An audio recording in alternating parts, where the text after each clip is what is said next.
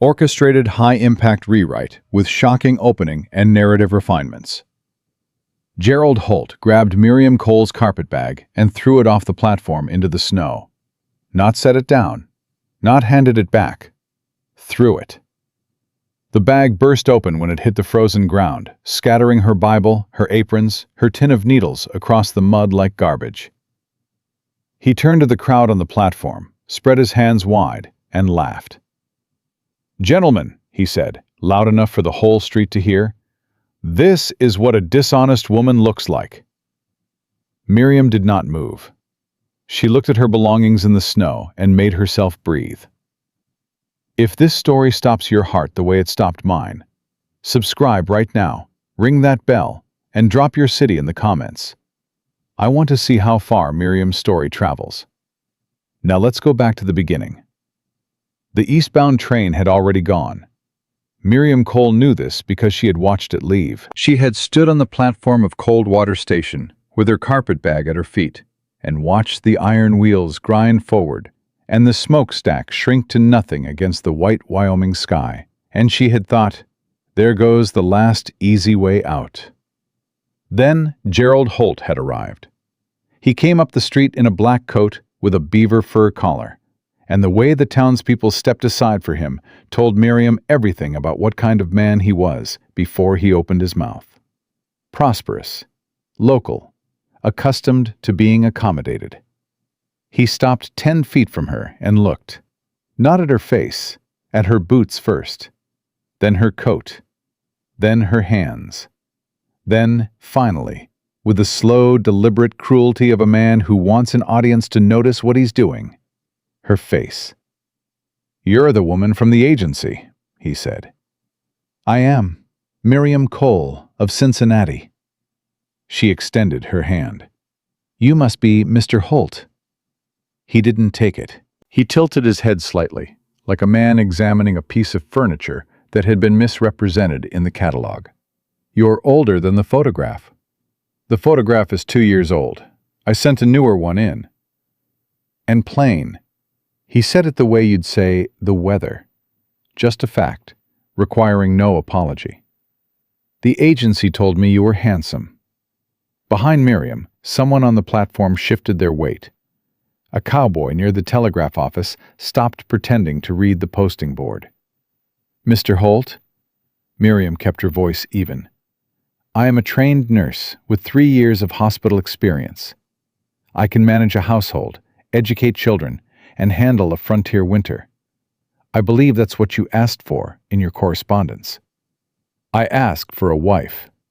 He let the words sit there. "Not a hospital assistant."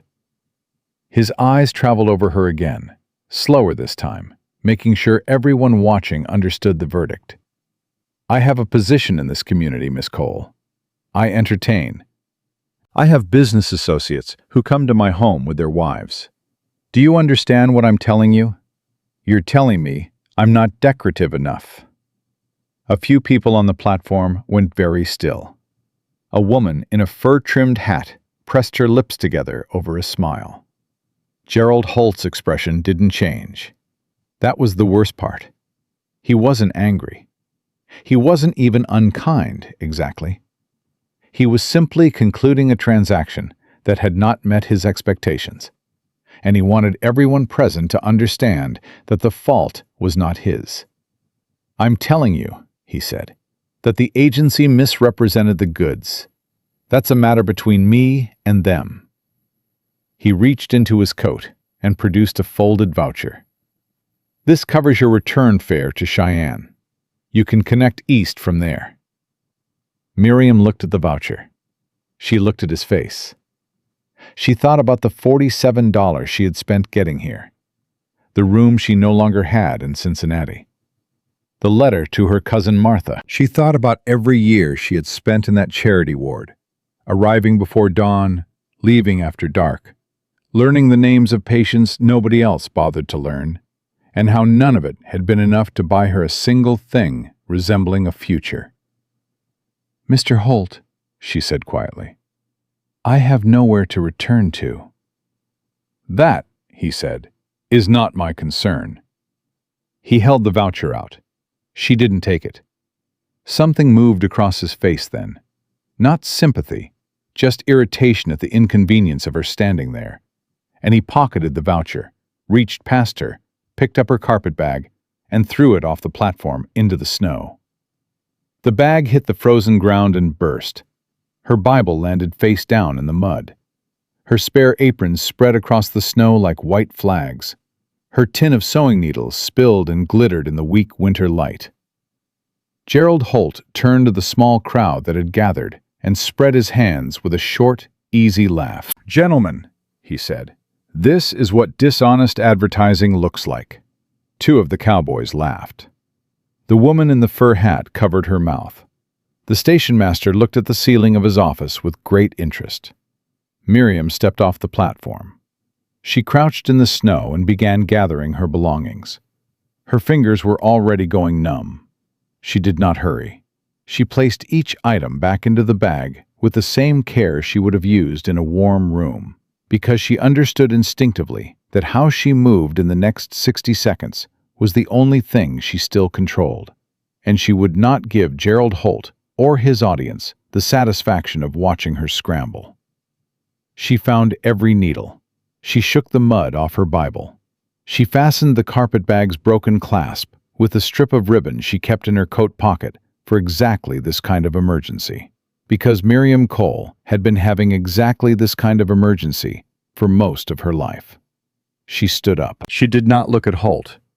She did not look at the platform. She walked to the main street of Coldwater, Wyoming, and she looked at it for the first time with honest eyes. Hard town, built fast and maintained badly. A mercantile with a sagging porch. A saloon that had outlasted 3 owners. A bank with a fresh-painted sign that read, "Clay Financial Trust, S. Tonight, 1872, in letters that were trying too hard. A sheriff's office with a cracked window. A church at the far end of the street, so run down it looked embarrassed to be there. 31 cents in her pocket. 2 days until the next train. Temperature dropping, and the sky turning the color of old pewter. Miriam Cole stood in the middle of Coldwater's main street and did what her father had taught her to do before the drinking took him and the consumption finished the job. You don't panic, Miri. Panic's a luxury. You look at what you have, and you look at what you need, and you build a bridge between the two. What she had?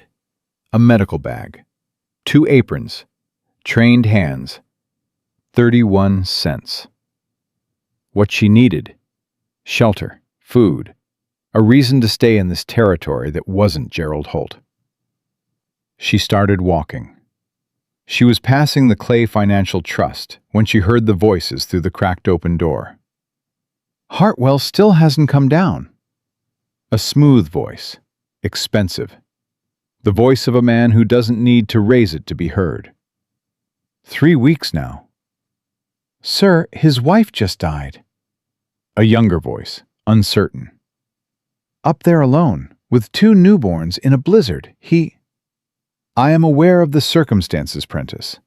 I am also aware that he is 4 months behind on the equipment loan, and that he is sitting on the only reliable water source in this valley. A pause. The sound of gloves being pulled on, 1 finger at a time. Grief doesn't suspend interest payments. Send someone up to Whispering Hollow tomorrow morning.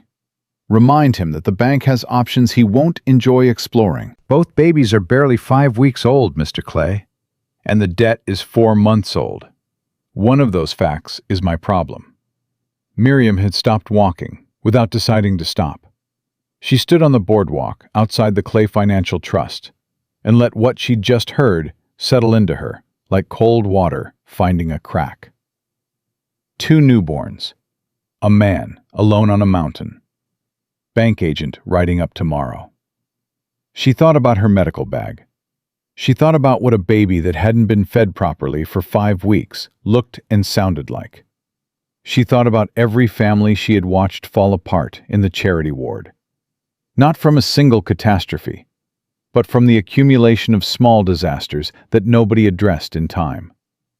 She pushed open the door of the dress shop 2 doors down. Nora Finch looked up from behind the counter. She was a compact woman in her late 30s, with quick, dark eyes, and the specific kind of stillness that belongs to people who have learned to notice everything without reacting to most of it. She looked at Miriam's mud-stained boots, her repaired carpetbag, the careful blankness of her expression, and made her assessment in about 4 seconds. "You're the woman Holt turned away," Nora said. "I'm Miriam Cole. I need a room for 2 nights and directions to Elias Hartwell's property on Whispering Hollow." Nora set down her scissors. "Why?" "Because I just heard Warren Clay tell someone to ride up there tomorrow about a debt. And if there's a man on that mountain with 2 newborn infants and no help, I'd rather be there first." Nora was quiet for a moment. Not the quiet of hesitation. The quiet of a woman recalculating. "What do you know about newborns?" she said. "I trained under Dr. August Heilman at St. Clement's Charity Hospital in Cincinnati. 3 winters. I've delivered 14 infants and managed the aftercare of twice that." Miriam met her eyes. "I know what a 5-week-old sounds like when it's been improperly fed for too long. I know what it looks like when the other one goes quiet." Something moved across Nora's face. Not quite alarm. Recognition, maybe. Like hearing a word in a language you thought only you spoke. "The trail's 3 miles past Miller Creek Bridge," Nora said, coming around the counter. "In this snow, on foot, it'll take you 2 hours easy. Maybe more, the way it's been drifting." She went to the back room and came back with a heavy wool blanket. She held it out. "Take this. The cold on that trail is different from town cold. It has intentions." Miriam took the blanket. "Thank you." "Don't thank me." Nora's voice was dry, but not unkind. "Elias Hartwell hasn't spoken a full sentence to another human being in 3 weeks. He ran off the last 2 people Chester Briggs sent up to check on him." She paused. "He's not mean. He's just—" She seemed to search for the right word. "He's carrying the whole weight of it alone, and he doesn't know how to set any of it down." "I'm not going up there to make him feel better," Miriam said. "I'm going up there because those babies need medical attention." Nora looked at her for a long moment. Then she nodded once, the way a woman nods when she's decided to trust something she can't fully explain yet. "Room's in the back," she said. "Leave your bag. Take only what you need for the mountain." Miriam was on the trail before first light. The cold was the kind that had a personality. It pressed through every layer she owned, found the gap at her collar, settled into the joint of her left knee where she'd fallen badly at 18 and never had it properly seen to. The snow was knee-deep in places, and deeper where it had drifted against the pine lines, and she had to drive her legs forward with the deliberate mechanical effort of someone who has decided that stopping is not an option, and is honoring that decision, 1 step at a time. She smelled the cabin before she saw it. Wood smoke. Not the comfortable evening smoke of a house at rest. The desperate, continuous smoke of a fire that someone had been feeding all night, out of necessity rather than comfort. The smell of a man keeping something alive through sheer refusal to stop. She came through the last stand of pine into the clearing and found the cabin backed against a granite shelf, solid and well-positioned, built by someone who thought about surviving, not impressing. One window with a shutter cracked an inch, a thin line of orange light under the door. And through that cracked shutter, even from 20 feet away in a blizzard, a baby crying. Not demanding, not hungry, angry, the thin, fraying cry of an infant who had been crying for a very long time and had nearly stopped expecting anything to come of it. The specific sound that Miriam Cole had learned over 3 winters in a charity ward to treat as an emergency regardless of what else was happening. She walked to the door and knocked. Heavy footsteps. A pause. The door opened.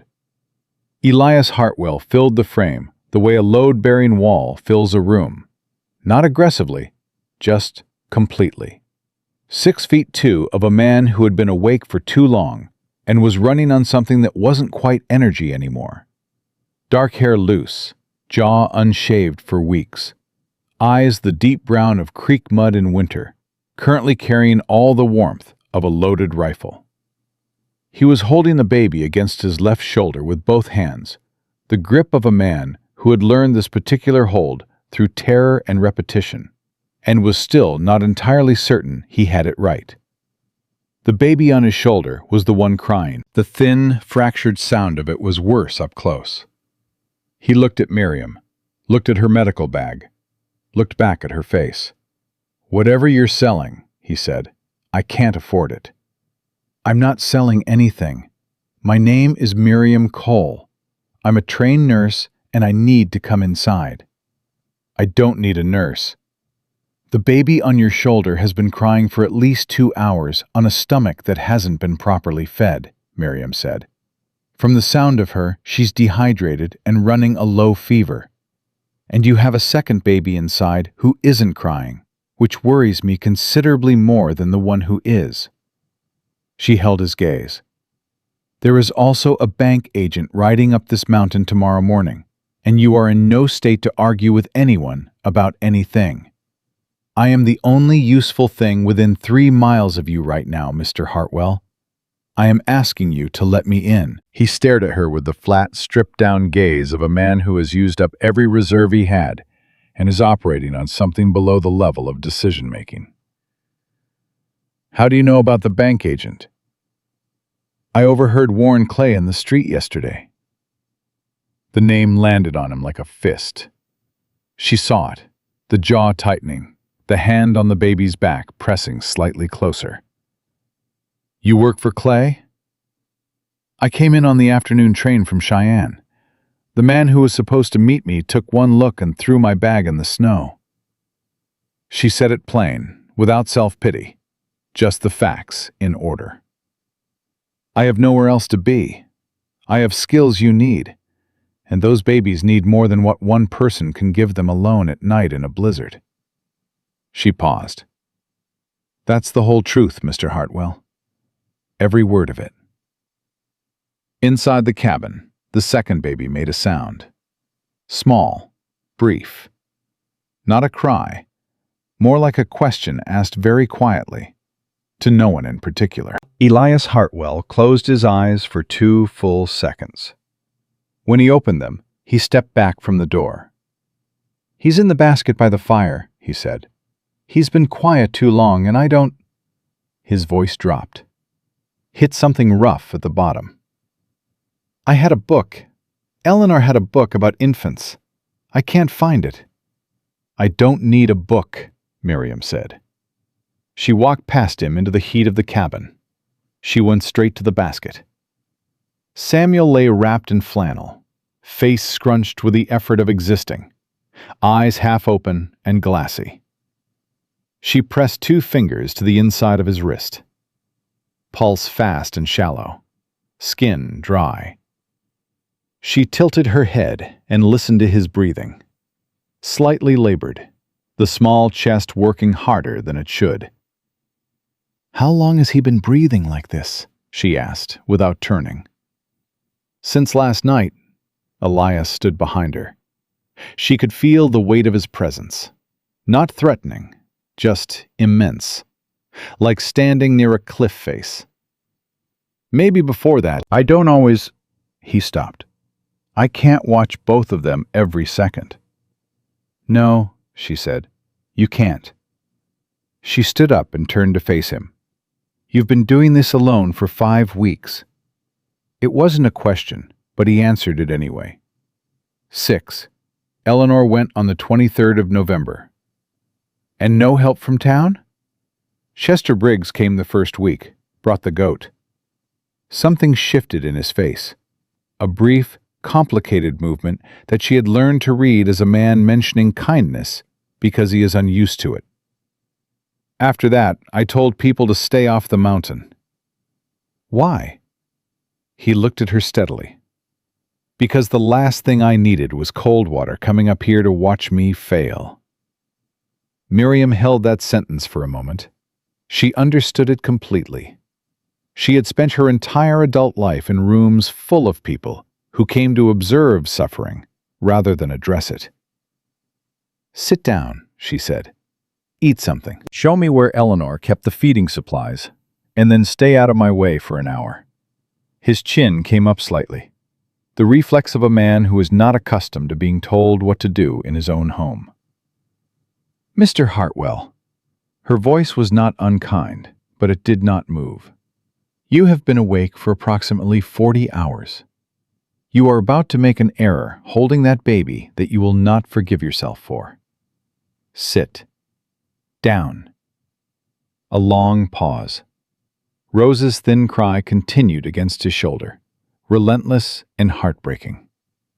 Then Elias Hartwell, very slowly, sat down at the table. Miriam worked for the next 3 hours without stopping.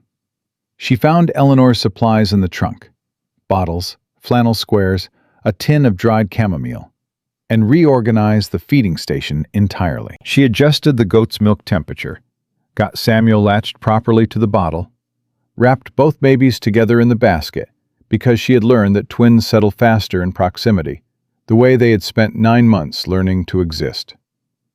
She talked the entire time, not to fill silence, but because she had found, over 3 long winters, that a household in crisis stabilizes faster when someone speaks with calm authority, even if the words are only, "Hand me that cloth.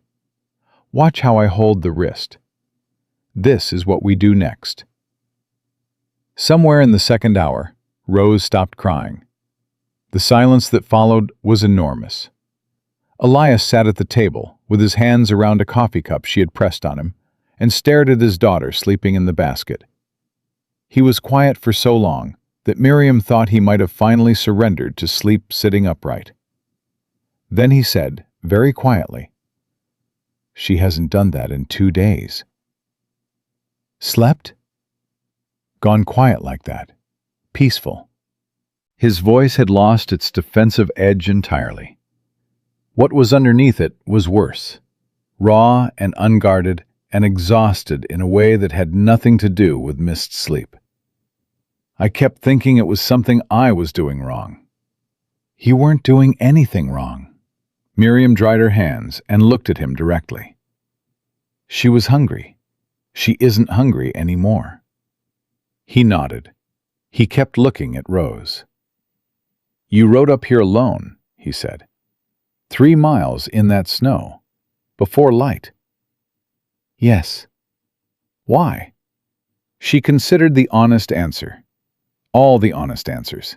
The 31 cents, the thrown carpet bag, the years of arriving before dawn to rooms full of people nobody else wanted to sit with, the deep and specific exhaustion of a woman who has spent her whole life being useful to everyone except herself. "Because those babies needed someone who knew what they were doing," she said. "And because I was not going to stand at that station and wait to be sent home."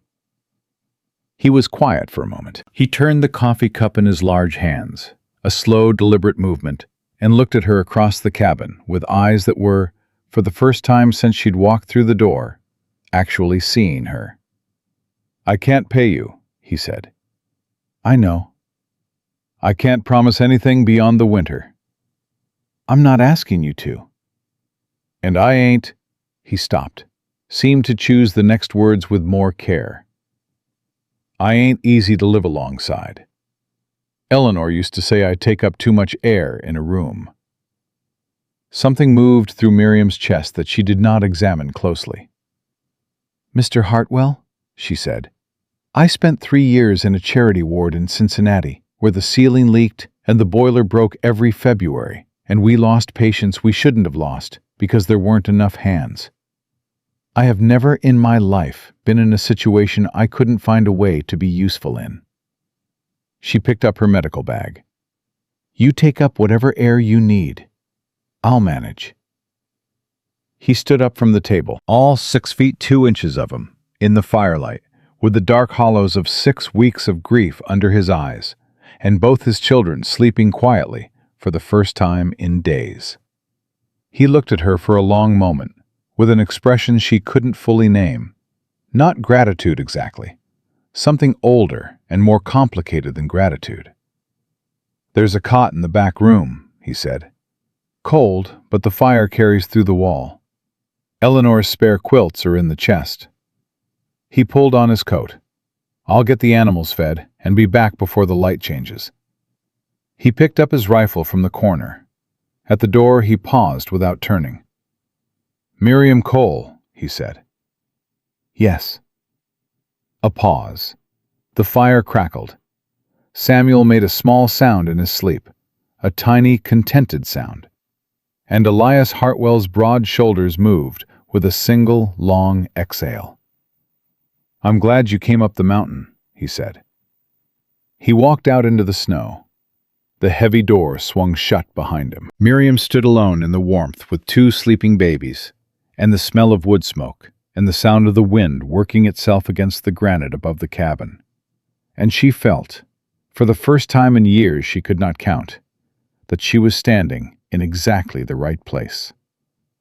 She did not know yet what was in the letter inside Warren Clay's desk, with Elias Hartwell's name written across the front in careful, deliberate ink. She did not know about the property survey that had been redrawn, or the midwife who had been turned back at the Miller Creek Bridge on the night of November 23rd, or why Eleanor Hartwell had died alone in a blizzard on a mountain that was 3 miles from a town with a doctor. She did not know any of that yet, but the answers were already riding toward her, and they were not coming alone. The morning after Miriam Cole arrived on Whispering Hollow, the snow stopped. It didn't taper off gently, the way snow sometimes does, softening into flurries and then nothing. It stopped all at once, like a door being shut, and the silence it left behind was the kind that presses against your ears and makes you aware of every small sound inside a room. The fire settling, Samuel's breathing, Rose making the tiny rhythmic sounds of a baby deep in genuine sleep for the first time in days. Miriam was at the wash basin when Elias came back in from the animals. He stomped the snow from his boots at the door, hung his coat on the peg, and stopped when he saw the cabin. She had reorganized it while he was outside, not dramatically, not in a way that erased Eleanor, but in the specific way of a woman who has spent years in spaces where function determines survival. The feeding station was squared and ordered. The firewood was stacked within reach. The medical bag sat open on the near end of the table, where she could reach it in 3 steps from anywhere in the room. Elias stood in the doorway between outside and inside, and looked at all of it without speaking. "The goat's milk was curdling slightly," Miriam said, not turning from the basin. "I adjusted the warming method. It should hold better now." "All right." Samuel's breathing evened out around 4 in the morning. Rose took a full feeding at 5. She dried her hands and turned. "How are the animals?" "Goat's fine. Mule's got a tender foreleg. Been favoring it since last week." He moved to the table and sat down in the same chair he'd occupied the night before, like a man returning to the only position he'd found that still made sense. "Nothing I can do for it in this cold." "I can look at it later if you want." He glanced up, not surprised exactly, more like a man recalibrating the range of what was being offered. "You know horses?"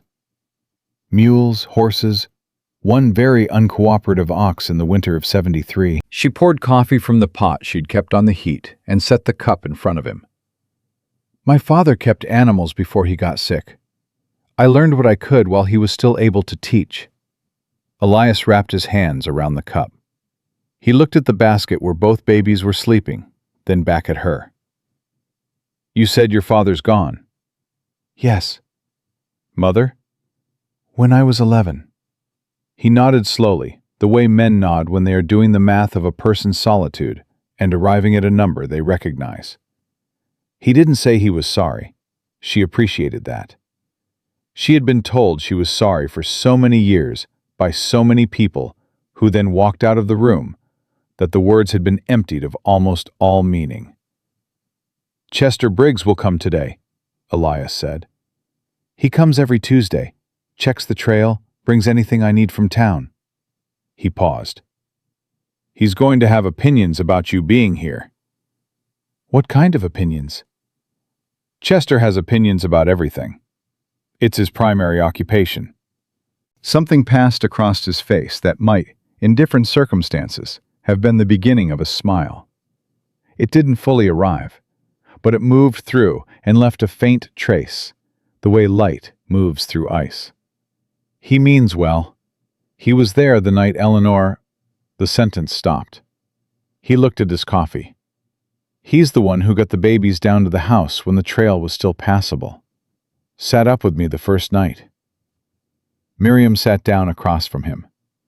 "He sounds like a good man. Best one I know." He said it without sentimentality, just as a plain and measured fact.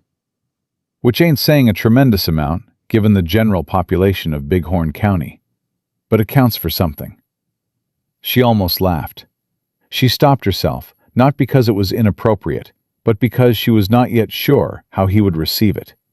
And she had learned a long time ago that in fragile households you test the ground carefully before you put your full weight on it. Chester Briggs arrived mid-morning on a gray mule that looked like it had been through several wars and held opinions about all of them. He was 62 years old and built like a man who had been taken apart and reassembled slightly wrong. One shoulder higher than the other, a walk that listed slightly to the left, a face so weathered it had gone past craggy into something almost geological. He knocked twice and came in without waiting, which told Miriam he had been doing this long enough that it had become permission. He stopped 3 feet inside the door and looked at her. "Well," he said. "Chester," Elias said from across the room. "This is Miriam Cole. She came up from town yesterday." "I can see that." Chester looked at her with a direct, unashamed assessment of a man who was too old to pretend he wasn't looking. He looked at her medical bag. He looked at the reorganized feeding station. He looked at both babies sleeping in the basket with the specific expression of a man who had last seen them not sleeping in the basket. "You a nurse?" "Yes, sir." "From where?" "Cincinnati, St. Clement's Charity Hospital."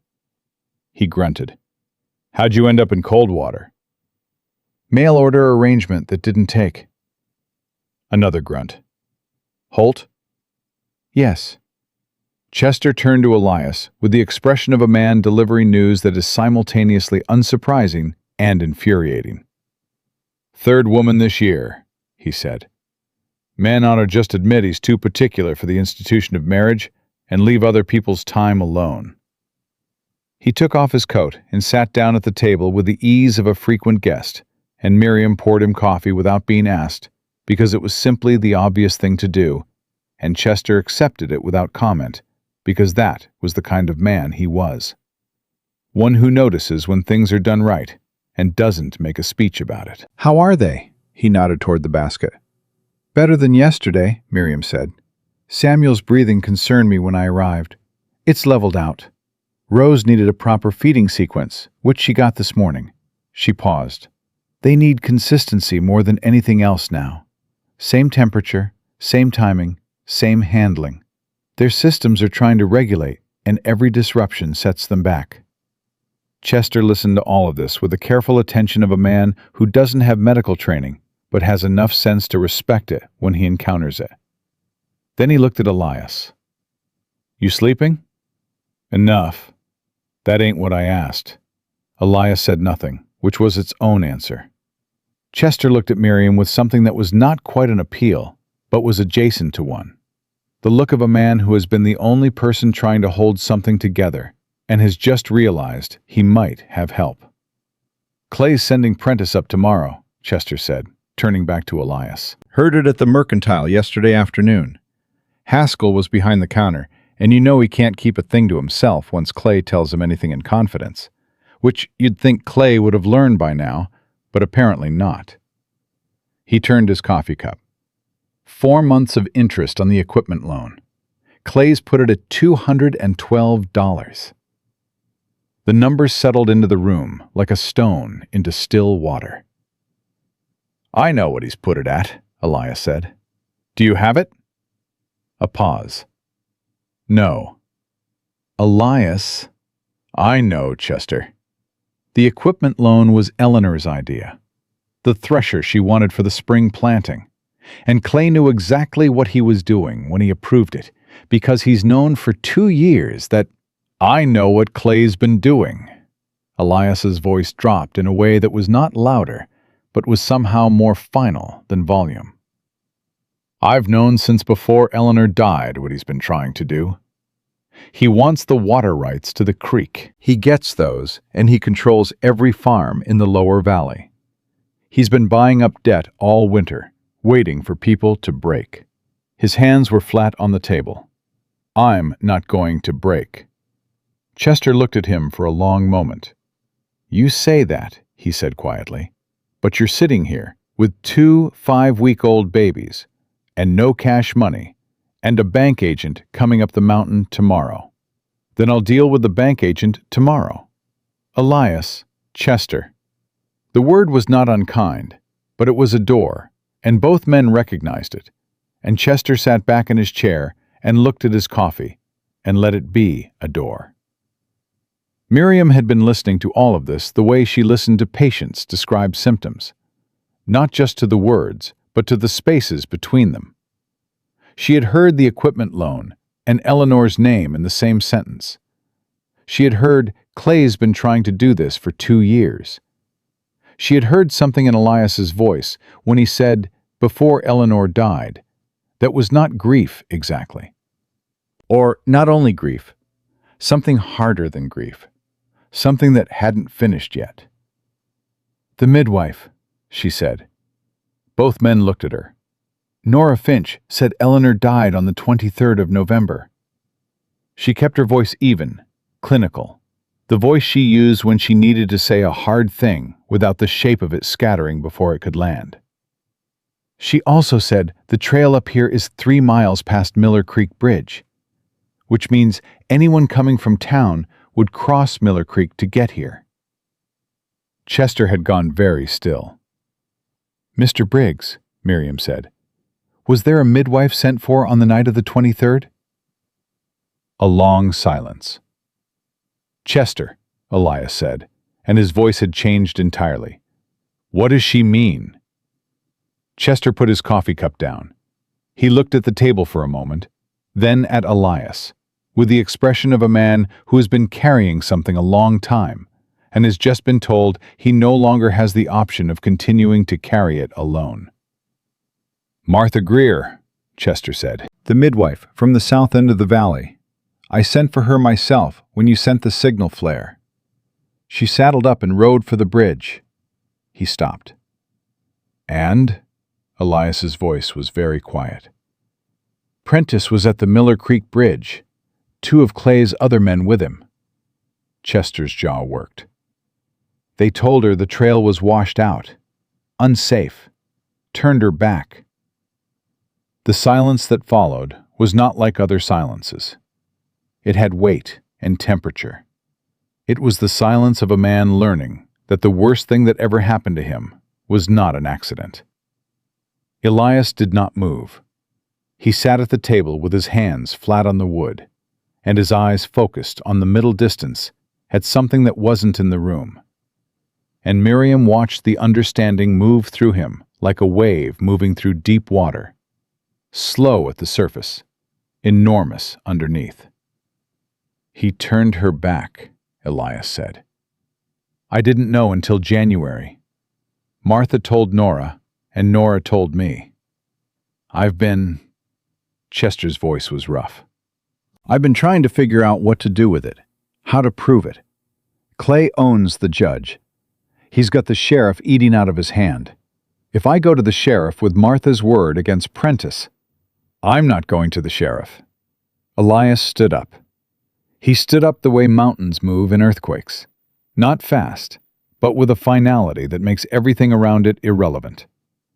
I'm going to go down to that bank tomorrow when Prentice gets here, and I'm going to— Elias.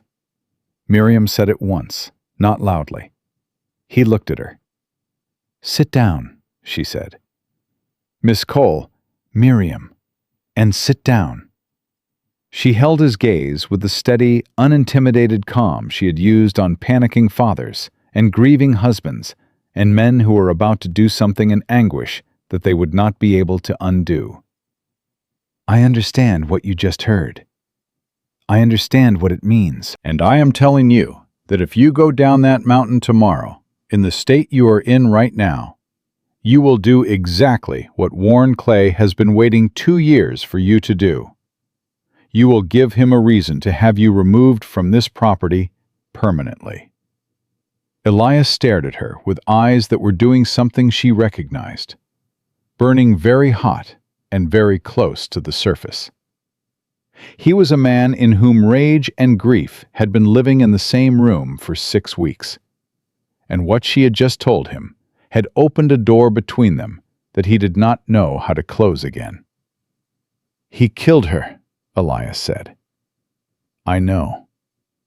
He blocked that bridge, and my wife died alone up here on this mountain, and he did it because he wanted my water rights.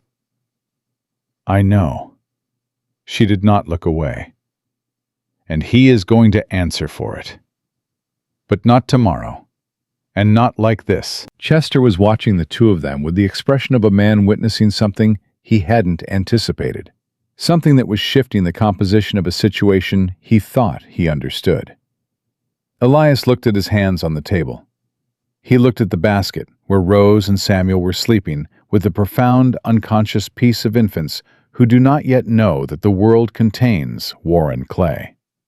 And then something happened in his face that Miriam had seen before, in the ward, in the moments when a person who has been in crisis for so long they've forgotten what it felt like before, suddenly encounters the specific exhaustion that comes from being allowed, for just a moment, to not be alone in it. He sat down. Chester let out a slow breath. He reached across the table and put his gnarled old hand over Elias's fist, briefly. The gesture of a man who does not have words for what he wants to say, and has learned not to pretend otherwise. What do we do? Elias said. Not to Chester, to Miriam. She thought about it honestly, the way her father had taught her to think about problems before the drinking made thinking impossible for him. You look at what you have. You look at what you need. You build a bridge. Prentice comes tomorrow, she said. You talk to him, calmly. You ask for an extension, 30 days, and you put it in writing and you make him sign it as Clay's representative. That buys time. She paused. And then we find Martha Greer. Elias looked up. She was there at that bridge, Miriam said. She knows what Prentice told her and when. That's a witness. And if Clay had the bridge watched, someone else in that valley knows about it too. People don't keep secrets in small places, as well as men like Clay think they do. She met his eyes. You said Clay owns the judge. He probably owns the county recorder too. But he doesn't own the federal land office in Cheyenne. And water rights in a territory are federal, not county. Chester was looking at her with an expression that had moved past reassessment into something approaching outright respect. You figured all that out since yesterday? He said. I had a long walk up the mountain, Miriam said. Chester laughed. It was short and unpretty, more like something breaking loose than something performed, and it cut through the weight in the room enough that Elias's shoulders dropped half an inch from where they'd been braced around his ears. Elias looked at Miriam for a long moment. He looked at her the way he had looked at her from the door that first morning, with the particular attention of a man recalibrating what he thought he knew about a situation. You came up here for the babies, he said. Yes. And now you're telling me how to fight a land claim. I'm telling you how not to lose one." He was quiet for a moment. Then, "Why?" It was the same question he had asked her the night before, and she gave him a version of the same answer, but more of it this time, because he had earned more of it. "Because Warren Clay turned that midwife back from the bridge," she said. "And Eleanor Hartwell died alone on this mountain. And those two babies have been trying to survive on inadequately warmed goat's milk for 6 weeks. And some man in an expensive coat in a warm office thinks that's a satisfactory outcome." She looked at him steadily. "I have spent my entire life watching people with power arrange outcomes for people without it, and then act like it was weather, like it was just the nature of things." She paused. "I'm done watching that happen." The fire settled in the hearth. Rose made a small sound in her sleep and was still again. Elias Hartwell looked at Miriam Cole across the table, with $212 of debt, and a dead wife, and a blocked bridge, and the whole weight of Warren Clay's patient, deliberate cruelty between them, and said nothing. He didn't need to. Some things are agreed to in silence, in the way two people look at each other across a difficult room and understand, without any words, that they have just decided to be on the same side. Prentice arrived the next morning at 9:30. Miriam heard the horse before she saw it. A single rider, moving at the careful pace of a man who was not in a hurry, because his authority arrived ahead of him, and he knew it.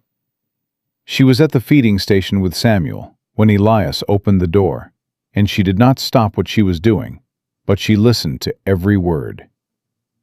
Prentice was younger than she'd expected from his voice in the bank. 26, maybe 27, with the look of a man who had been given a small amount of power early and had organized his entire personality around it.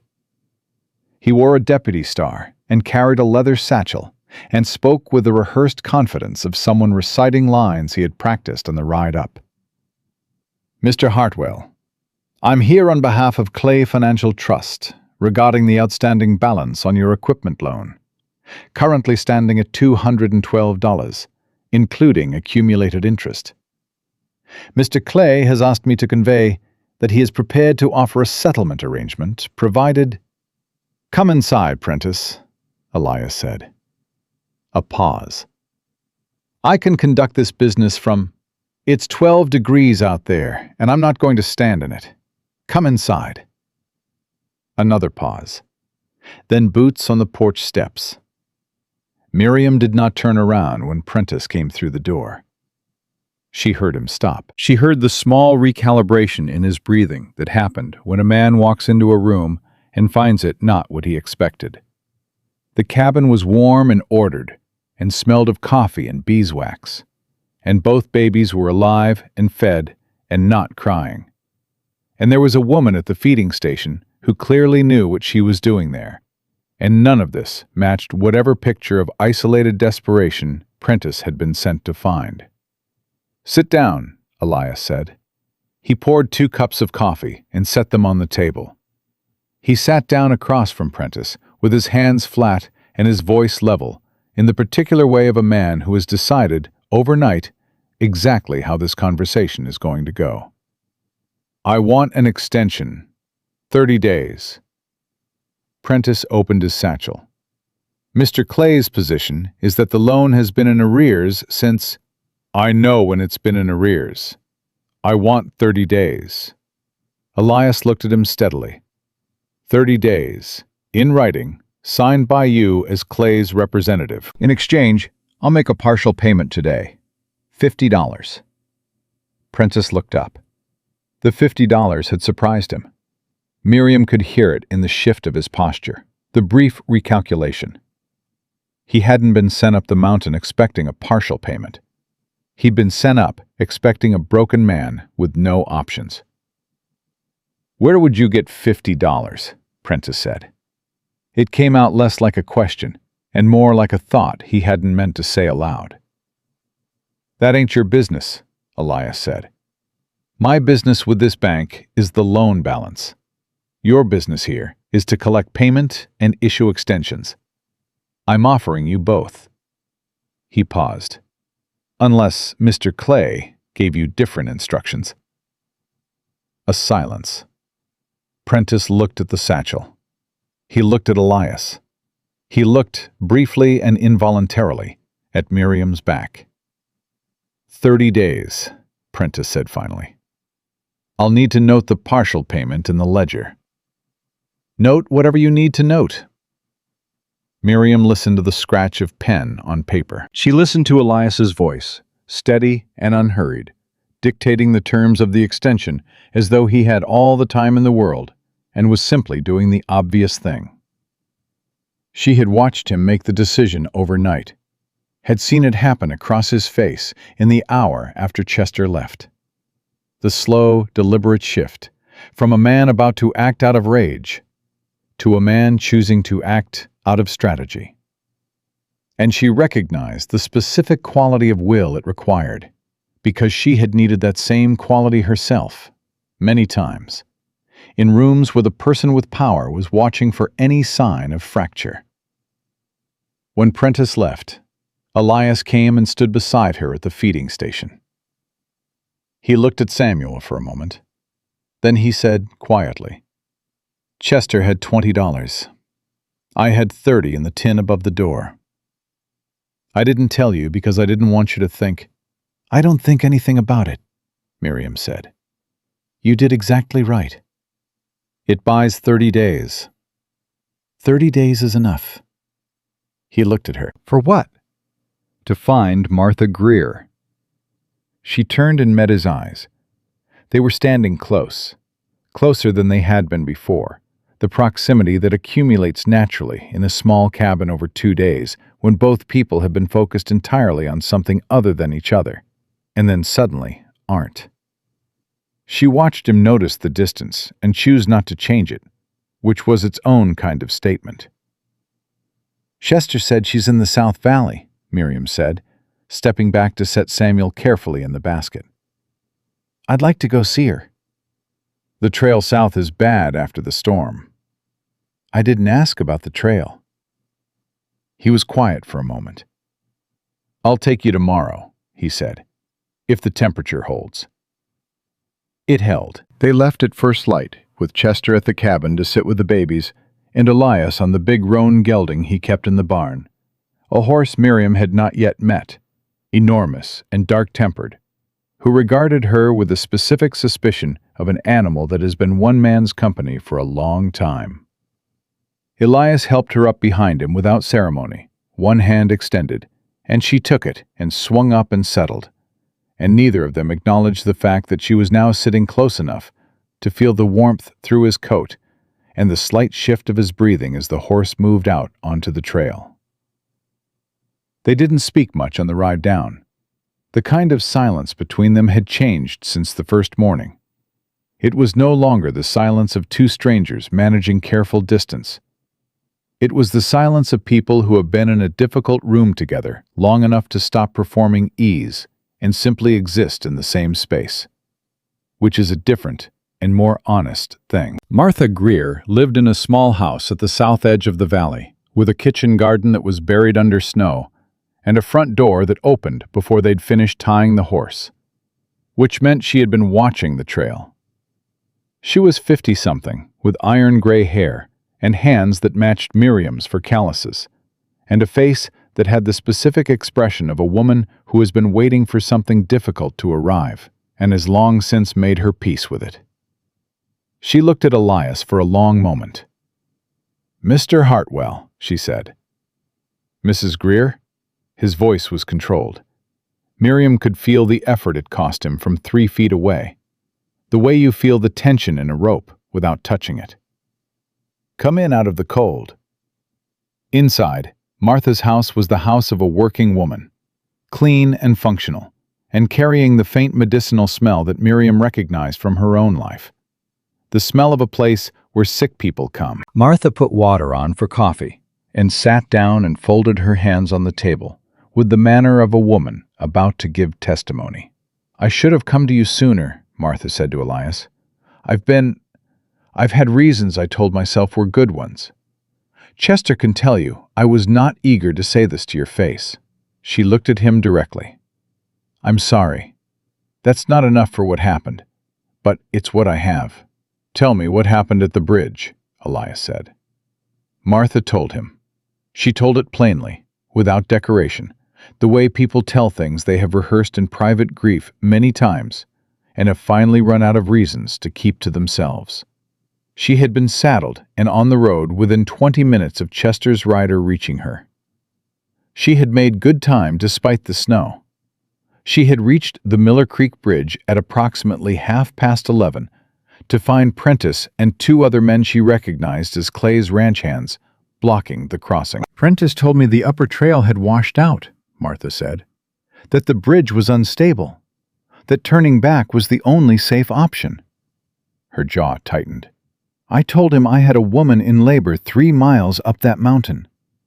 He said there was nothing to be done about it tonight, and that Mr. Clay had posted the bridge for safety concerns, and that if I tried to cross, he couldn't be responsible for what happened. Elias was very still. I went back to town, Martha said. I told myself the trail was bad. I told myself the bridge was genuinely unsafe. I told myself these things until morning, when Chester came down and told me Eleanor was gone. She looked at her hands. I stopped telling myself those things after that. Would you say it under oath? Miriam asked. Martha looked at her. Who are you? Miriam Cole. I'm staying at Whispering Hollow. She paused. I'm a nurse. I'm also the woman Gerald Holt turned away at the station last week, which means I have no particular stake in the social order of Coldwater, and no reason to be cautious about who I upset.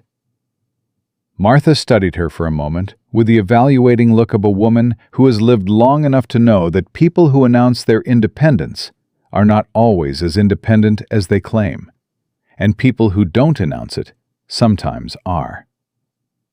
I'd say it under oath, Martha said.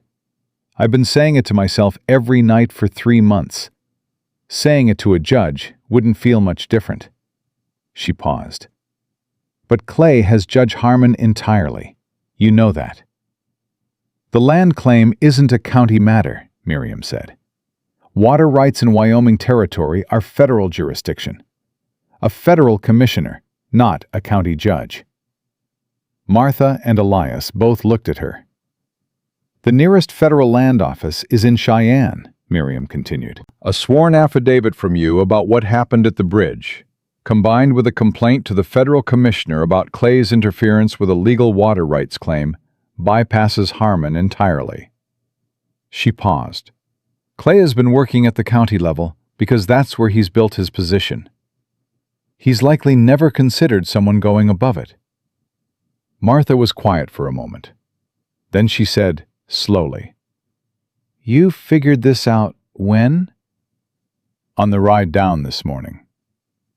Elias made a sound beside her that was brief and low, and that Miriam could not entirely categorize, except that it did not sound like disagreement. I'll write the affidavit, Martha said. Today, if you want. I want, Miriam said. They spent 2 hours at Martha's table. Martha wrote in a clear, careful hand, and Miriam sat beside her and asked the questions that shaped the testimony into the form she knew from the hospital's legal proceedings. Specific, dated, witnessed. The kind of document that does not leave gaps for a lawyer to climb through. Elias sat across the table and said very little. Once, when Martha's voice caught briefly on the words she was writing, he reached across and put his hand over hers for a moment, and Martha steadied, and he took his hand back, and no one said anything about it. When it was done, Martha signed it, and Miriam signed it as witness, and Elias folded it and put it inside his coat. On the ride back up the mountain, the silence between them was different again. Heavier, but not in a bad way. Heavy, the way a thing is heavy when it has more substance than it did before. "You knew about the federal jurisdiction before this morning," Elias said. He wasn't accusing, he was just saying it, placing it on the table between them. "I suspected it," Miriam said. "I looked through the Wyoming Territorial Code at Nora's before I came up the mountain the first day. She has a copy in the back room." A pause.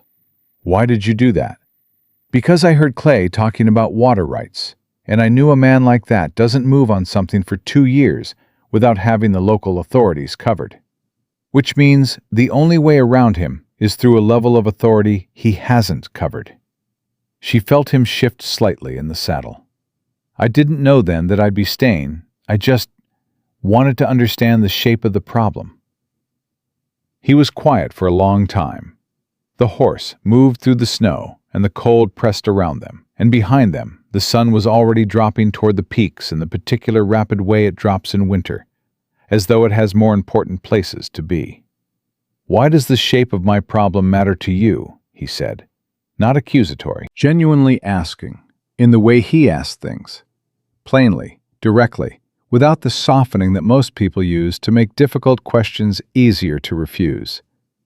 Miriam thought about how to answer him honestly, without giving him more than he had asked for. "My father was a doctor," she said. "A good one, before he got sick. He used to say that a problem doesn't care who it belongs to. It just needs someone to look at it straight." She paused. "I've been looking at problems that didn't belong to me my whole life. It's the only skill I have that's never let me down." Another silence. Then, quietly, "It belongs to you now, if you want it." She understood what he was saying. He wasn't talking about the water rights claim. She understood it, and she did not answer it directly, because some things need more time than 2 days to say out loud, and she had learned not to rush the words that mattered. "Let's get back to the babies," she said. He didn't push it. He nudged the horse forward, and they rode up the last mile to Whispering Hollow, with the cold settling around them and the smoke from the cabin chimney rising straight and steady against the pewter sky. And Miriam felt something she did not have a clean name for. Something between resolution and arrival.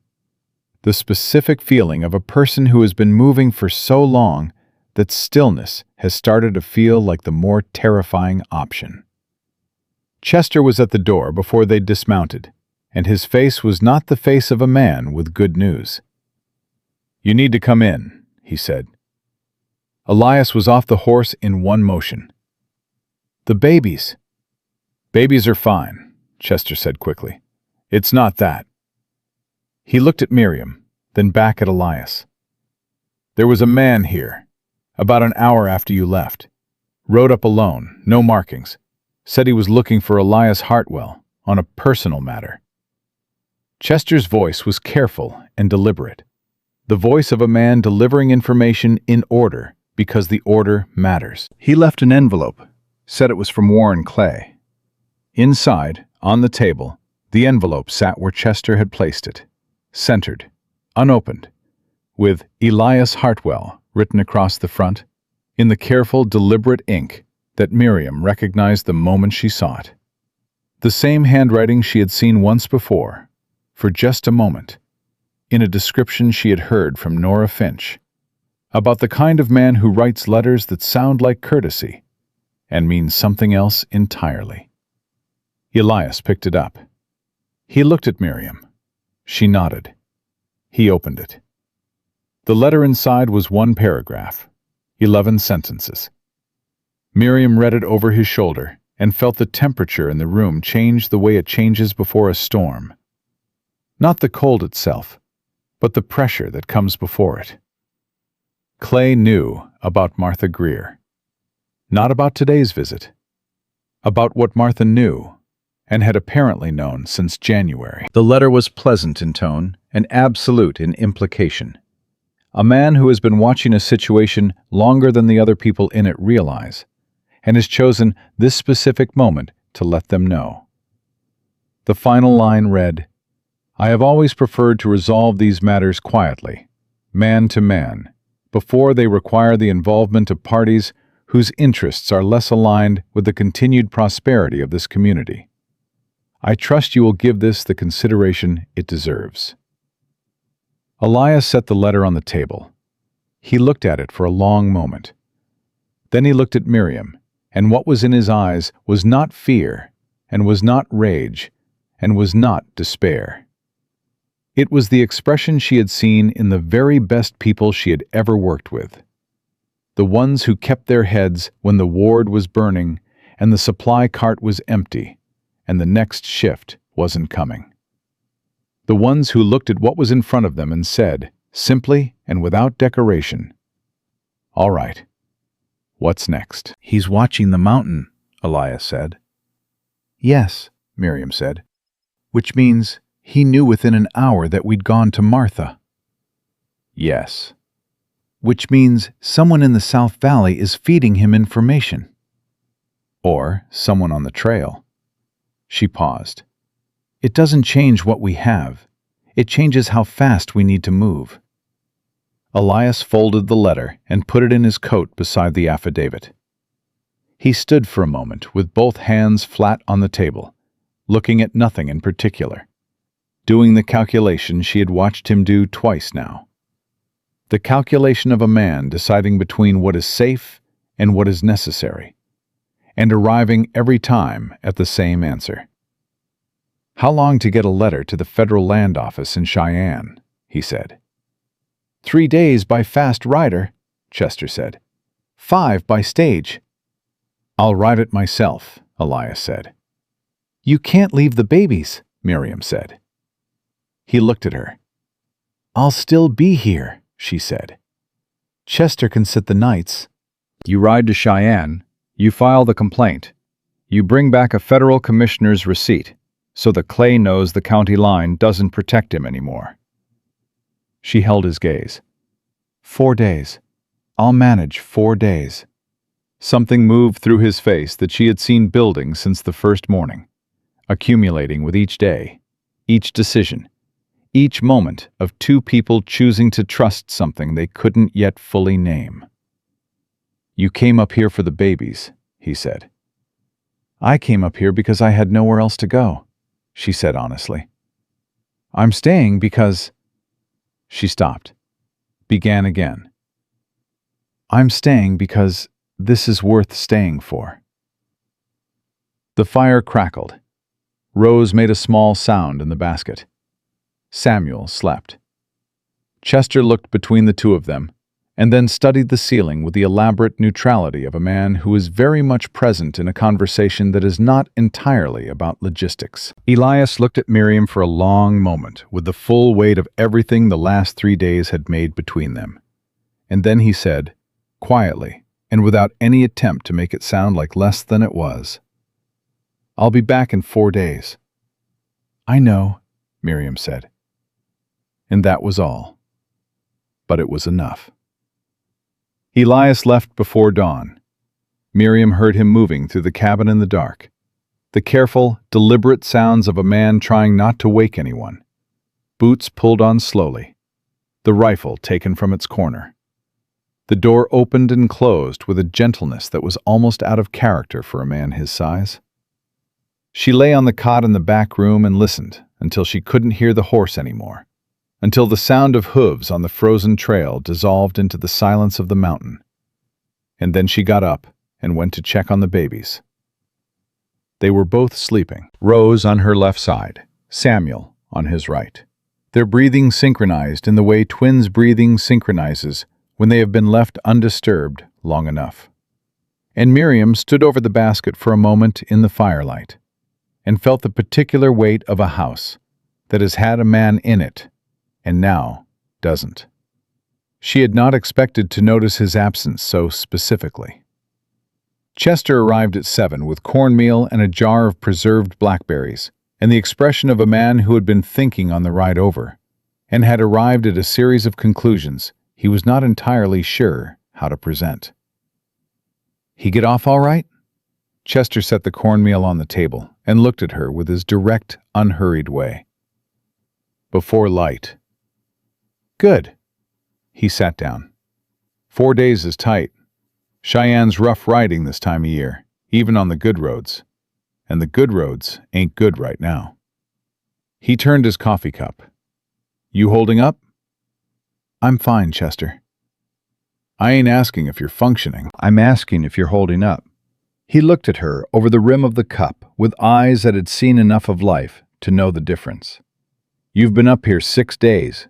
You came off a train where a man humiliated you in public, walked 3 miles in a blizzard alone, took on 2 newborns and a man who wasn't exactly welcoming, and now you're sitting here while that same man rides 4 days into rough country because of a legal strategy you built at a kitchen table. He paused. That's a considerable amount of living for less than a week. Miriam looked at him for a moment. Then she sat down across from him, which she did not always do. Usually she kept moving, kept her hands on something useful, because stillness had a way of letting things surface that she preferred to keep submerged until she had time to deal with them properly. I'm holding up, she said. And then, because Chester had earned more than the short answer, I'm not accustomed to being in a place where what I do matters beyond the immediate hour. In Cincinnati, the patients came and went, and the ward was always the same, regardless of what I gave to it. She looked at her hands. This is different. Chester nodded slowly.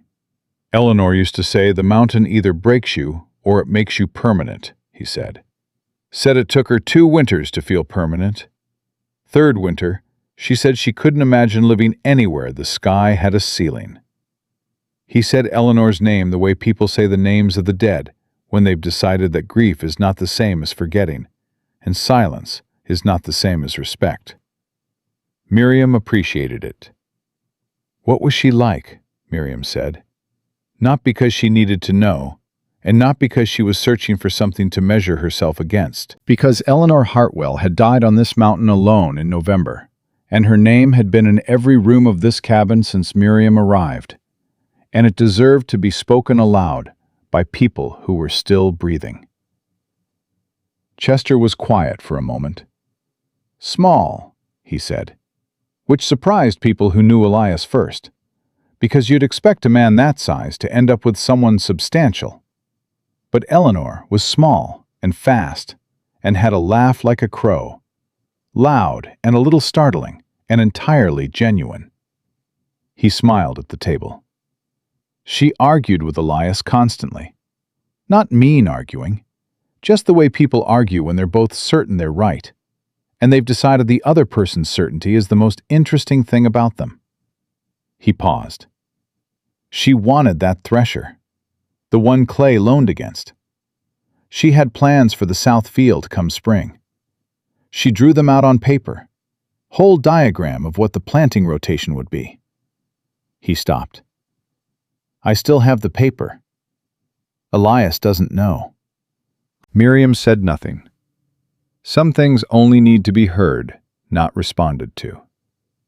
He loved her completely, Chester said. And when she died, he put it somewhere inside him, where it couldn't get at the babies, and it couldn't get at the work, and it has just been sitting there ever since, doing what unaddressed things do. He looked up at Miriam. Until last week. Miriam looked back at him steadily. Chester, I'm not making a speech, he said. I'm just telling you what I see, which is that Elias Hartwell rode to Cheyenne to file a federal complaint based on a legal strategy a woman built on a kitchen table after 6 days on this mountain. And he didn't argue about it, and he didn't suggest an alternative. And for a man who has spent 34 years arguing about everything, that means something. He picked up his coffee. That's all I'm saying. The second day passed quietly.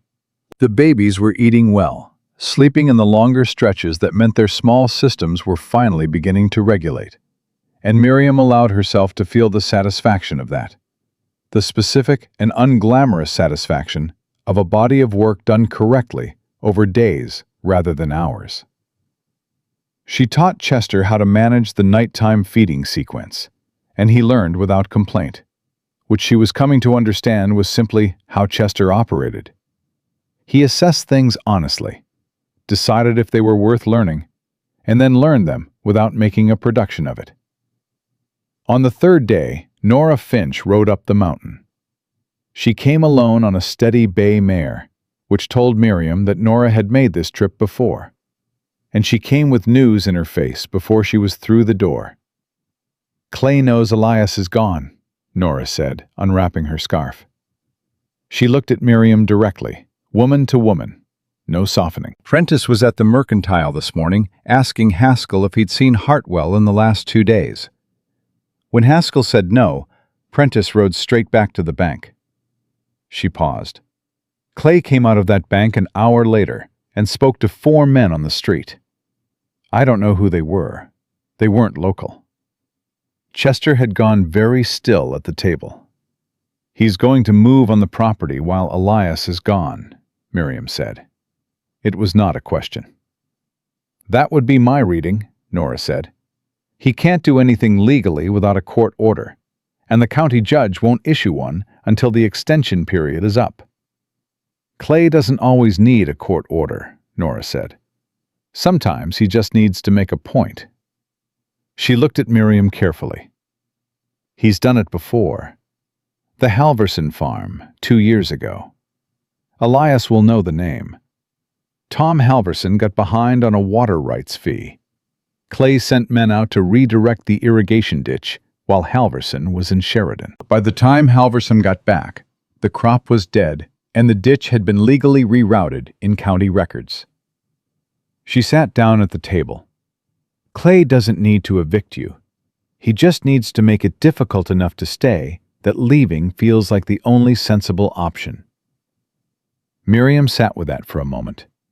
She looked at the basket where Rose and Samuel were sleeping, with the complete unconscious peace of infants who understood nothing about water rights or bank agents or men who redirect irrigation ditches while other men are away. "What would he do here?" she said. "Specifically, given the property?" Nora and Chester looked at each other briefly. "The creek," Chester said. "If he dams the upper tributary, even temporarily, even just for a week, the water supply to the cabin and the animals drops by half. In this cold, that's a crisis." He paused. "He'd need 2 men and half a day." "Where on the tributary?" "There's a narrow point about 1.5 miles northeast, up past the granite shelf. Natural bottleneck. A few hours work with timber and stone, and you can slow it to a trickle." Miriam stood up. "Can you find it?" Chester looked at her. "In this weather?" "Chester, can you find it?" A pause. "Yes." "Then we go this afternoon and we clear anything that shouldn't be there. And then we stay close enough to see if anyone tries to put it back." She turned to Nora.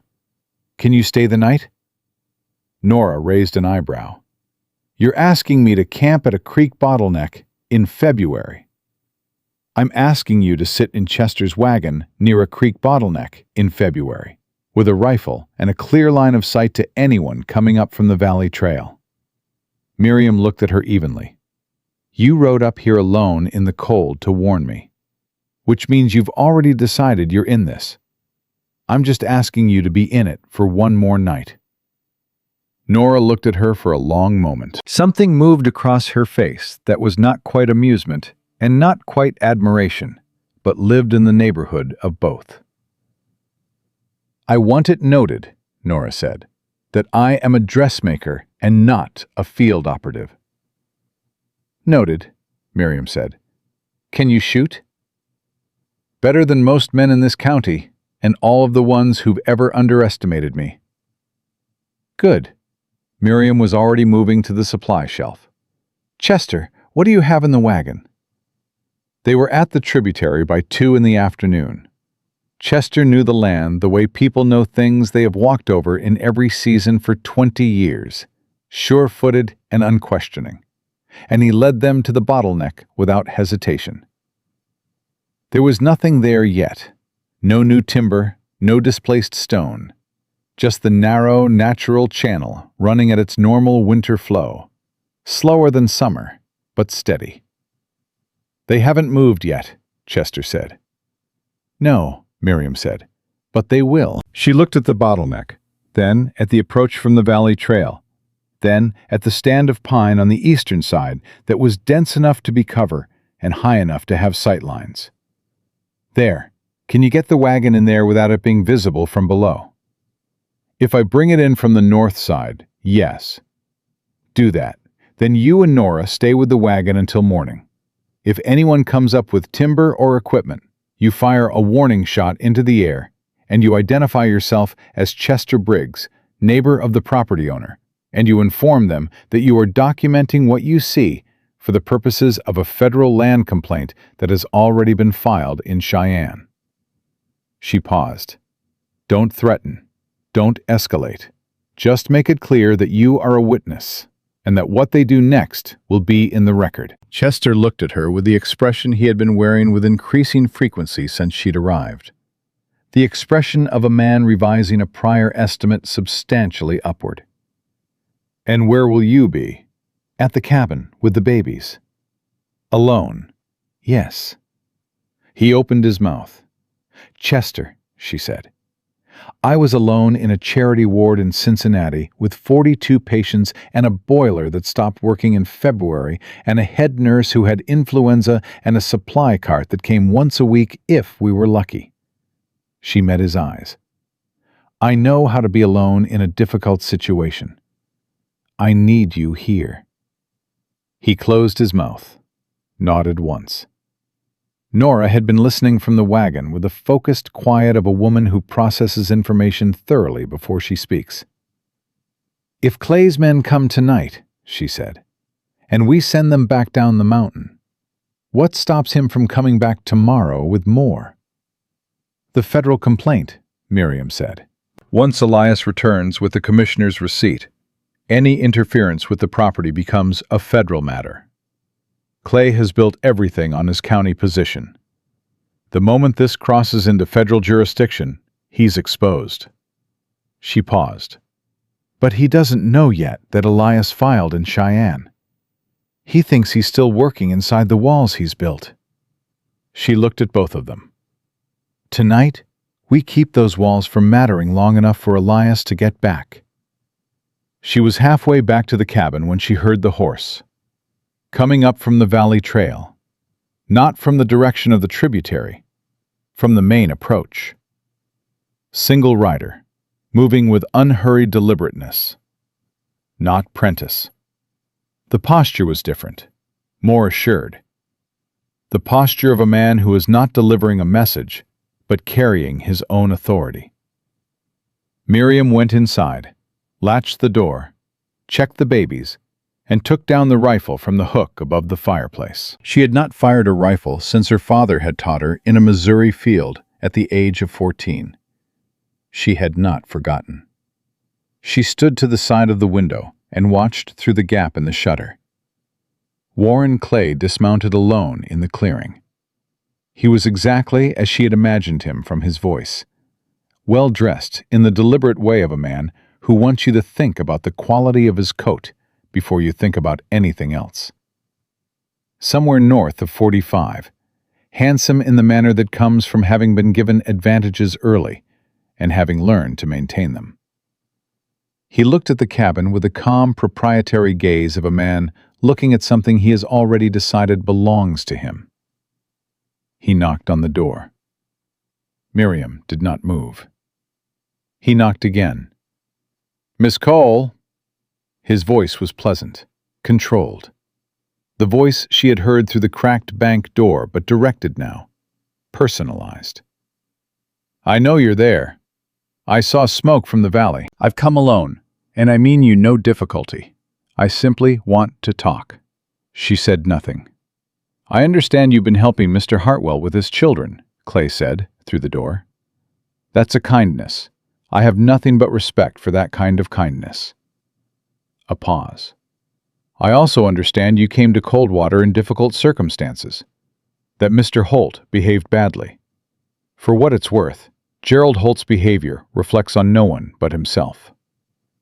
Another pause, more deliberate. A woman with your capabilities shouldn't have to winter on a mountain in a dead woman's house, Miss Cole.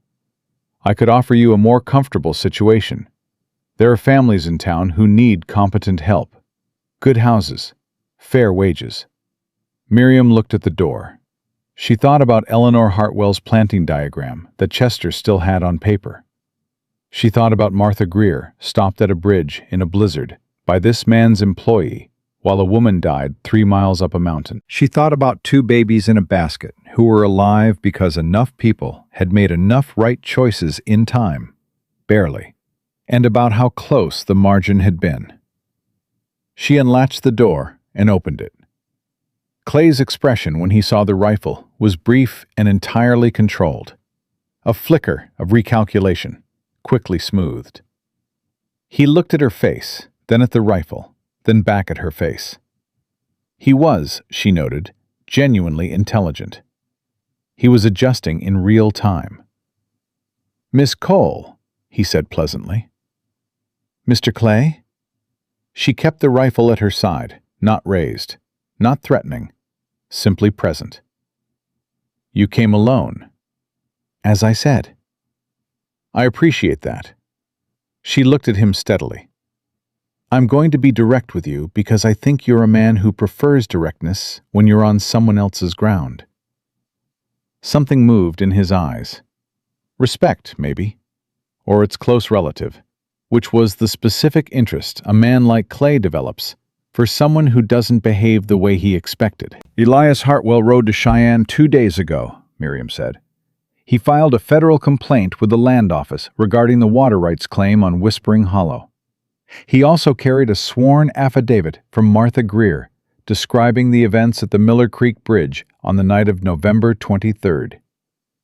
The pleasantness didn't leave Clay's face, but something behind it changed, the way the temperature changes before weather arrives, not visible, but felt. "A federal complaint," he said. "Yes." "On what grounds?" "Unlawful interference with a legal water rights claim and obstruction of medical access to a private property resulting in a death." She paused. "Martha Greer is a credible witness. She's been the Valley's midwife for 16 years, and she has no debts with your bank and no reason to lie." Clay was quiet for a moment. He looked at her with the full, appraising attention of a man encountering an opponent he had genuinely failed to account for. And Miriam watched him decide how to proceed. Watched the calculation happen behind his eyes, with the practiced efficiency of someone who had been making these calculations his entire life. "You're a clever woman," he said finally. "I'm a practical one," she said, "which is different." "And what do you want, Miss Cole, practically speaking?" "I want you to call back whatever men you sent toward the upper tributary this afternoon," she said. "I want you to cancel Elias Hartwell's equipment loan in exchange for a deeded right-of-way through the south corner of the property. A fair exchange, one that gives you access to the lower valley route you actually want, without requiring you to own the water source." She held his gaze. "And I want you to do it before the federal commissioner arrives from Cheyenne, so that the record shows a voluntary resolution rather than an enforced one." Clay looked at her for a very long time. "You put all of that together," he said slowly, "in 6 days, on a mountain." "I had time to think," she said. "Who are you?" he said, not rhetorically, actually asking. "Nobody you've met before," Miriam said, "which is why you didn't account for me." Another long silence. The cold pressed between them. Behind her, Rose made a small sound in the basket and settled again. Clay's eyes moved toward the sound briefly, involuntarily. The movement of a man who still has, somewhere underneath the calculations, the basic human reflex toward the sound of an infant. "I'll need to review the deed," he said. "Chester Briggs has a copy of the property survey. He'll be available tomorrow." Clay looked at her one more time with the expression of a man who has lost a particular engagement, and is deciding what to do with that information. Then he put on his hat, stepped back from the doorway, and walked to his horse. "Mr. Clay," Miriam said. He paused without turning. "Eleanor Hartwell deserved better," she said. "So does this valley." He didn't answer. He mounted his horse and rode back down the mountain in the fading afternoon light. And Miriam stood in the doorway and watched him until he was gone. Then she latched the door and went to check the babies and sat down at the table and put her face in her hands for exactly 30 seconds. Not crying, just allowing herself the brief and necessary acknowledgement that what she had just done had required every bit of nerve she possessed and had left her temporarily empty. Then she got up. She fed Rose. She fed Samuel.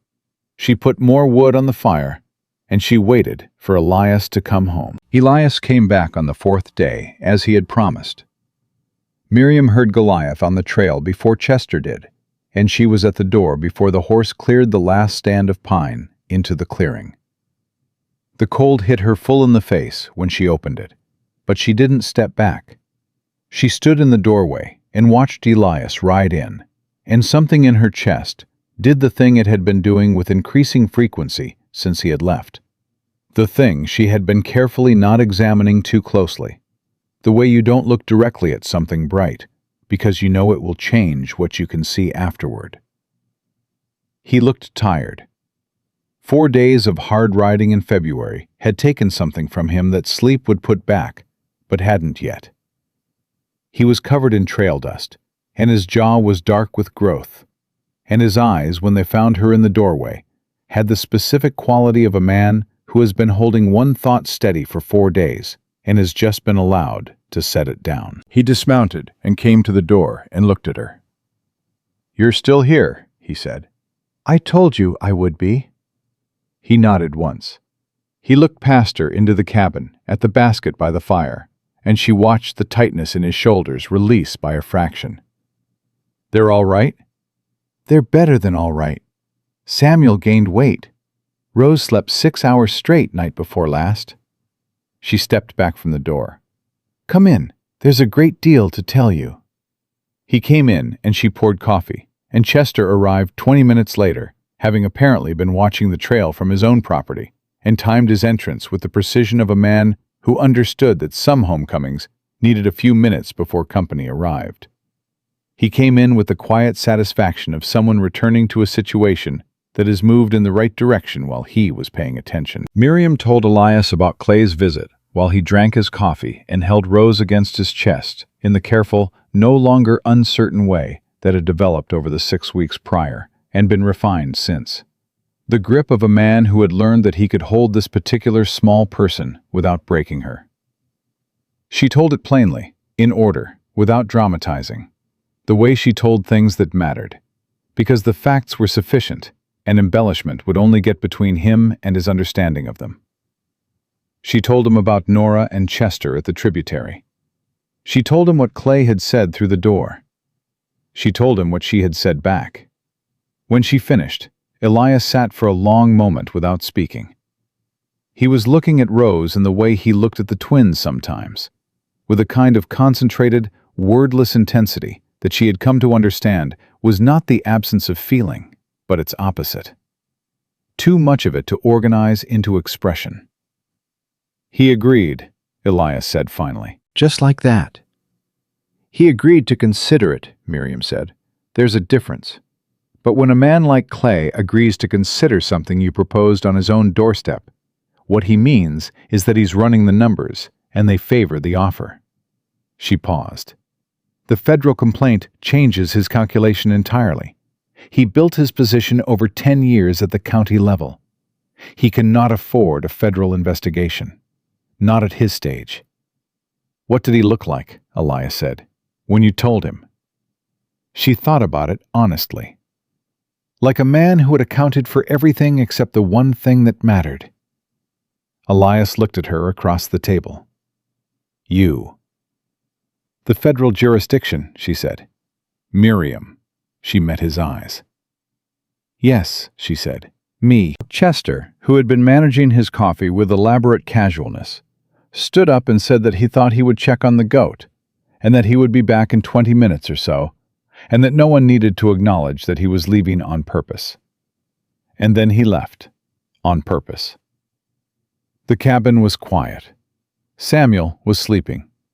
Rose was in the particular state of wakefulness that infants occupy sometimes, eyes open, attentive, not demanding, simply present, in the way of someone who has recently arrived in a world and is taking honest stock of it. Elias set Rose carefully back in the basket and stood up from the table. He was large in the cabin, the way he was always large in the cabin, present in a way that altered the dimensions of the space. But it was different now than it had been on the first morning. On the first morning, it had been the largeness of an obstacle. Now it was something else entirely. The largeness of something she had oriented herself around until it had become a fixed point. He came to stand near the fireplace, near her, and looked at her with a direct, undecorated attention that she had come to understand was simply how he looked at things he considered important. "The land office gave me the receipt," he said. "Federal commissioner will be here within 60 days to assess the claim. Clay's interference on the bridge night, if Martha's affidavit holds, constitutes criminal obstruction of a property owner's legal rights under territorial statute." He paused. "The lawyer in Cheyenne said the water rights themselves are almost certainly uncontestable. The original survey has Clay's alterations on it, if you know what to look for.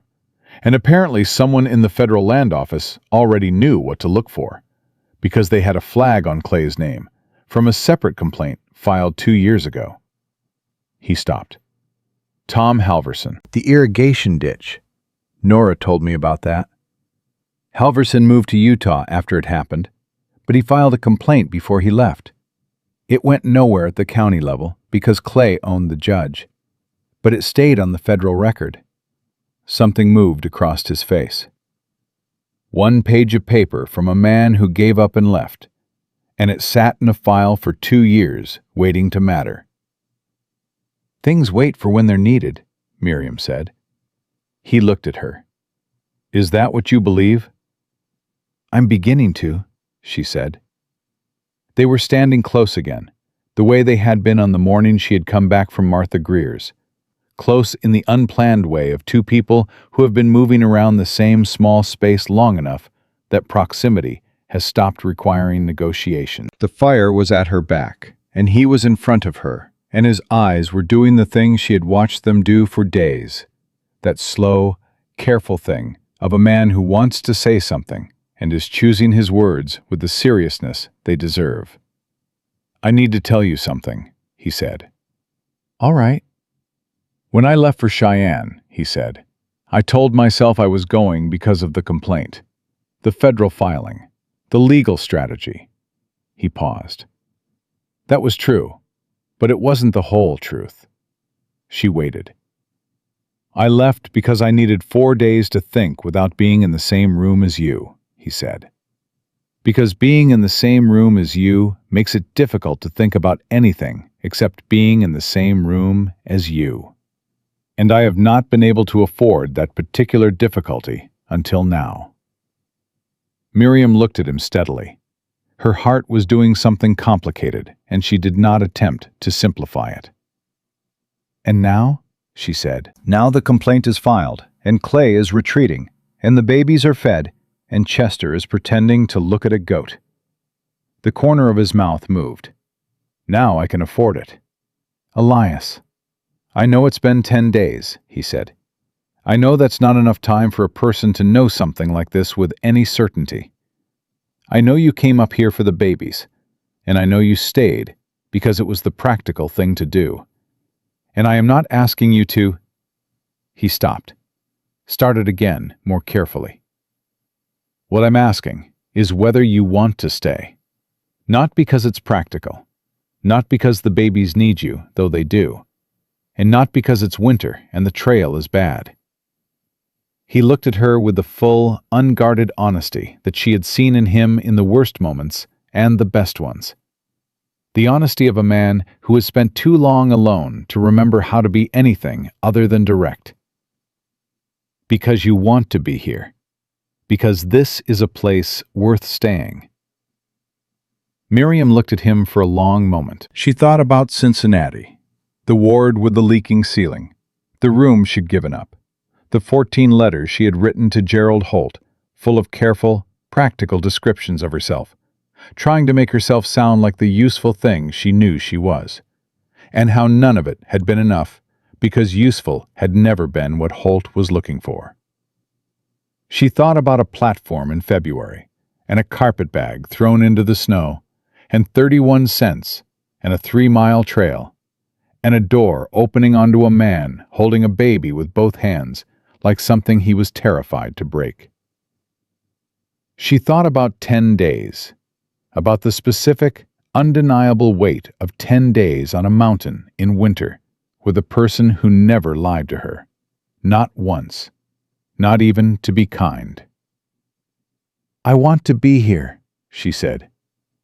He reached out and took her hand, both her hands, the way he had done briefly with Martha Greer at the table in a moment of comfort. But not like that. Not like that at all. He held her hands in his large, scarred, careful ones, and looked at her with everything he had been carrying for 3 months, and some significant portion of what he had been carrying for the past 10 days. And she looked back at him with the same, and for a moment, neither of them said anything because there was nothing that needed to be said that wasn't already being said. Then he leaned down, and she rose to meet him. And it was not a dramatic thing, not the collision of grief and passion that stories sometimes make of these moments. It was quiet and certain, and tasted like black coffee and 4 days of writing, and the specific relief of two people who have been honest with each other in hard circumstances, and have arrived, against considerable odds, at a moment of uncomplicated grace. Rose made a small sound in the basket. They both looked over. Rose had one fist in the air in the declarative manner she had developed over the past week, the gesture of an infant who has opinions. Samuel slept through it entirely. Elias laughed. It was the first time Miriam had heard him laugh, fully, without reservation. And it was quiet and real, and nothing like she might have predicted, and exactly right. Chester came back in from outside with the timing of a man who had been counting to 60 on the porch, and had reached his number. He looked at the two of them, and he looked at the fire, and he sat down at the table and said, "Goat's fine," and poured himself more coffee, and said nothing else, which was the most eloquent thing he could have done. The meeting with Warren Clay happened 12 days later, in Chester's house at the south edge of the valley, on neutral ground that Chester had insisted on, with the quiet implacability of a man who had earned the right to insist on things. Clay came with a lawyer from Sheridan. Elias came with Miriam and Chester, and a letter from the Federal Land Office in Cheyenne, confirming the receipt of the complaint and the assignment of a commissioner. Clay's lawyer reviewed the deed proposal for 40 minutes. Clay himself sat at Chester's table with the contained stillness of a man who had spent a week running numbers and had arrived at an answer he did not prefer but could live with, which was the closest thing to defeat that a man like Clay permitted himself. The right-of-way through the south corner of the Hartwell property gave Clay access to the lower valley route he had actually wanted from the beginning. The route that would allow him to move cattle to the railhead without crossing 3 other landowners' ground. It was, objectively, a fair exchange. Miriam had known it was a fair exchange when she had proposed it to him on the mountain, which was why she had proposed it. Because Clay was a man who would only accept a resolution that he could tell himself he had chosen, and a fair exchange could be chosen without humiliation. The equipment loan was canceled. The deed of right-of-way was signed. The federal complaint remained on record. Clay stood to leave and stopped at the door and turned, not to Elias, but to Miriam. He looked at her with the expression she had first seen on his face on the mountain, the one she could not quite categorize. Not respect exactly, but its difficult cousin, the acknowledgement one gives to an opponent who has played cleanly and well. "The South Field planting," he said. "Eleanor Hartwell's rotation plan. I have a copy of it in my files. She submitted it as part of the loan application." He paused. "I'll have it sent up." Miriam looked at him steadily. "Chester Briggs already has a copy," she said, "but I'll tell Elias you returned it." Something moved across Clay's face that she could not fully read. He put on his hat and went out, and his lawyer followed, and the sound of their horses faded down the south trail until the valley was quiet again. Chester looked at the signed deed on the table. He looked at Elias. He looked at Miriam. He made the sound he made when something had gone the way it was supposed to go, the short, single exhale of a man who has been holding something in for long enough that the release of it feels like weather. "Well," Chester said. "Well," Elias said. Miriam picked up the canceled loan document and folded it. "Let's go home," she said. Spring came to Whispering Hollow the way it always came to the high country. Not gently, not all at once, but in argument. A day of warmth contested by a week of cold. The snow retreating and returning. The creek running louder under ice that was slowly losing the argument against the sun. Elias started work on the South Field in March, turning the frozen ground with the methodical patience of a man planting a future rather than a season. And Miriam stood at the porch some mornings and watched him, and held one baby or the other, and felt the particular, unflashy contentment of a person who has found the right place after a long time in the wrong ones. Rose grew into the declarative personality her raised fist had predicted. Loud, certain, interested in everything, unimpressed by the cold. Samuel was quieter, watchful, with his father's habit of observing a room before he decided what to do in it. They were healthy. They were gaining weight every week. They were, at 2.5 months old, becoming themselves. Nora Finch came up the mountain on a warm Tuesday in April with a package of fabric and the particular expression of a woman who has been waiting for a suitable occasion and has decided to create one. She spread 3 patterns on the table and looked at Miriam and said, "You'll want to be fitted before you start showing, or it'll be twice the work later," and then went back to evaluating the fabric. Miriam looked at the patterns for a moment. Then she said, "I don't know yet." "I know," Nora said calmly, "but your body knows, and it'll tell the rest of you in its own time." She held a piece of deep blue wool against Miriam's shoulder and assessed it. "Blue suits you. It's the eyes." Miriam looked at the blue wool and thought about a woman who had wanted to plant a south field in rotation and had not lived to see the spring. And she thought about what it meant to build on what was already there, rather than erasing it. To add your life to a place, rather than replacing the life that had come before. She thought about Eleanor Hartwell's planting diagram, now pinned above the kitchen table where Elias could see it while he ate, returned not by Clay's errand boy, but by Chester, who had waited until the right moment, with the patience of a man who understood that timing was its own form of respect. "Blue is fine," Miriam said.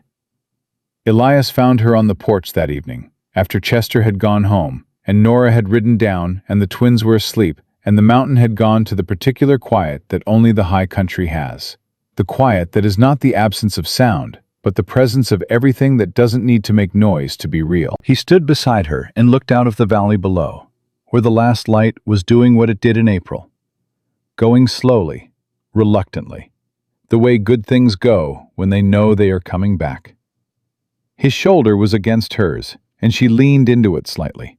The small, unannounced lean of a person who has been upright alone for a long time, and has found, without making a ceremony of it, someone worth leaning toward. "Nora says I'll need new dresses," Miriam said. He was quiet for a moment. Then he put his arm around her and pulled her close with a simple, unceremonious certainty that had been his particular way of doing everything since the beginning, and said, "I'll start on the addition next week. The back room's too small for 3. 4, she said. He looked down at her. 4, she said again, And watched him understand it. Watched the understanding move through his face in the specific way of a man receiving something he had stopped believing the world would give him.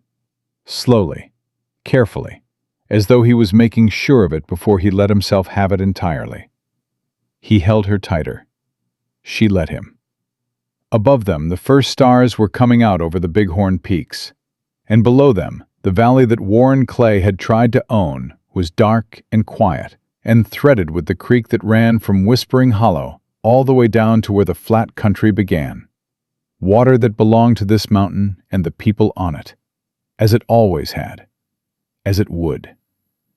Miriam Cole had stepped off a train in February with 31 cents and a carpet bag thrown in the snow, and a body full of the specific, bone-deep exhaustion of a woman who has given everything to everyone for years, and been left standing on a platform with nothing to show for it. She had walked 3 miles in a blizzard toward a problem that wasn't hers, because that was what she knew how to do.